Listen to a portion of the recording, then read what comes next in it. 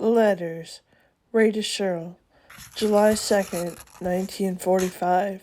From Arizona, Ray writes, "Hello, sweetheart. Gee, I wish I were here with you today. I'd call you, but I'm busted, and I wouldn't want to stick you with a big bill. I hope you had a swell birthday. I would have written Friday right after I got your letter, but hell's a-poppin' around here, and I thought things would be straightened out by now. They aren't. Our day has been changed from August 5th to July 17th. Our first pilot is still in the hospital, and if he stays in for 4 or 5 more days, it will be impossible for our crew to finish by the 17th. That'll mean we'll be put in a replacement pool and dissolved as a crew. If this happens, there are a dozen things that could come of it.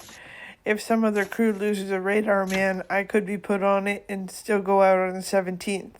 Or I could be assigned to a crew starting July 5th and go all the way through 10 weeks of training with them. Being a replacement, I could join any crew at any time and stick with them. What it all adds up to is, I'll be going over sometime between the 17th in July and November 1st. Here today and Guam tomorrow. Joke. For the 6,346,081st time, I don't know where the hell I stand. It wouldn't surprise me at all if they sent me out to bomb Berlin. I, madame, am America's secret weapon, by gum. Bill will just have to be patient. I won't get paid until the 15th or so. Did you like the red thing? They're all so hard to get. Now all we have to do is fill it up. What the holy heck is fuchsia? Sounds like sneeze powder.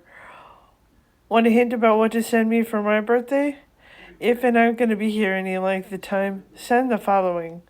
A gadget, about 5'6.5" tall, weighed about 115, I hope. Sort of radiant color, well curved, sparkling eyes, reddish brown hair, all fluffed up, an exotic nose, very wonderful lips and hips, the cutest little smooth, interesting legs with ankles to match, and open-toed shoes. Wrap it in a marriage license and ship it out Air Express. This sure sounds like a good idea. Do you think we could swing it? Don't eat dill pickles and chocolate ice cream at the same meal. Violent consequences result. Spent a couple hours of swimming this week. The engines ain't got nothing on me. Me redskin too. Ugh. You want to know how I was always able to find you, huh? It's simple. I just never stopped looking until I did. Never will either, by golly. You shouldn't ought to have brought up the subject of barbers and haircuts. On this field works one of the goddamnedest sons of mishmash parents ever to swing a clipper. He has absolutely no imagination. He has the soul of a codfish and the brain of a socially diseased aardvark. I would take great pleasure in doing something that involved the use of turpentine and pliers. He should have a cyanic acid transfusion. I hope all his children are midgets and acrobats. Say, how about those pictures? Honey, I don't know much about what you have to have done. Why do you have to get all the bad breaks? If it will do the least bit of good, though, you ought to take care of it right away.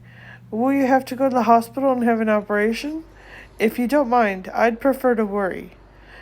Gee, darling, I don't know what to say. It just isn't fair to you.